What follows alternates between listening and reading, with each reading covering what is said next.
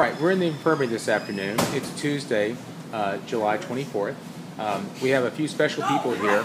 These are several of our infirmary staff who we're going to ask a few questions to, just to make parents a little bit more comfortable about the camper's experience. Obviously, we're going to have a little fun with this.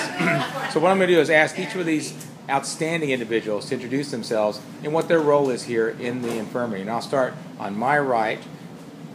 Tell us a little bit about yourself, Brittany, your name and where you're from and what you're trying to accomplish here to help us out here at Texas Lions Camp. Okay, my name is Brittany and I'm a registered nurse. I live in Llano.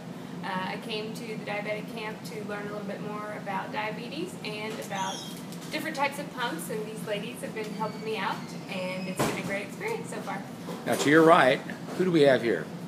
I'm Annette J.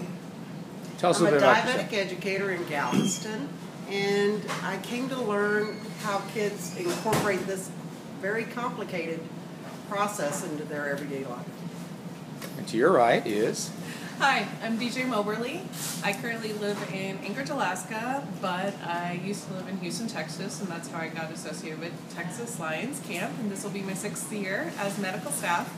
I'm a registered dietitian and a certified diabetes educator and certified pump trainer, and so now I'm helping out in the infirmary this year and helping with site changes.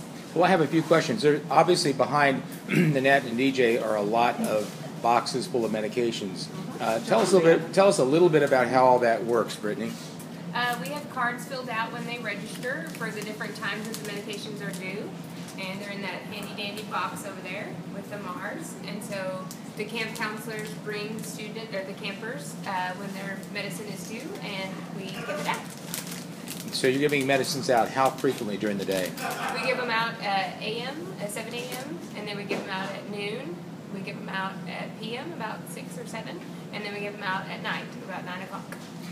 Nanette, what are some of the examples of some of the conditions that campers that need to take care of besides their diabetes? Well, we have hypothyroidism, we have ADHD, we have we have growth hormone issues, we have a whole array of disorders that go along with autoimmune disease. Now, DJ, you've seen lots of different things come in the infirmary besides just non-diabetes related problems. Can you give the parents a little bit of wisdom about some of these other conditions that their campers have, or things they ought to be looking for maybe in these boys and girls? Sure. Well, one of the things that as a dietitian I think about is if someone does happen to have type 1 diabetes, is how they've been screened for celiac disease, which is another autoimmune disease that they might be at risk for. Generally speaking, in children, it's very commonly done annually or at least discussed with their provider in terms of need, especially if they're showing symptoms of having problems when they're eating just what is considered regular food, or if there's any other food allergies, because we may have someone allergic to peanuts, and so we're very aware of that, or many other food-related allergies, and well, we'll take care of them too. Okay. Well, Brittany, are the campers able to keep any non-prescription medications with them in the cabins? No, all medications are taken out of their suitcase and checked in when they get to camp. The counselors look through their stuff to make sure that they're not keeping their own medication. We have it all here. Now, Nanette, there's an area of the infirmary behind us that sees the campers when they have emergent or acute problems. What kind of conditions can they take care of up front there? And they can take care of a whole array of things. Of course, diabetes-related hypoglycemia, we do that.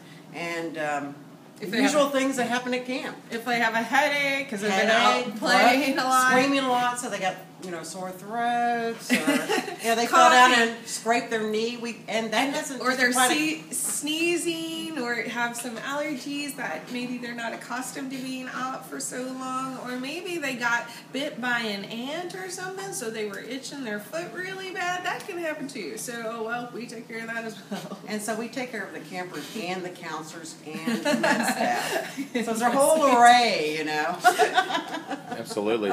Well, I would like to thank all three of you for your few minutes here sharing what you do to serve the children with diabetes across the state of Texas here at the Texas Lions Camp. Thank you all very, very much. Our pleasure. Thank you.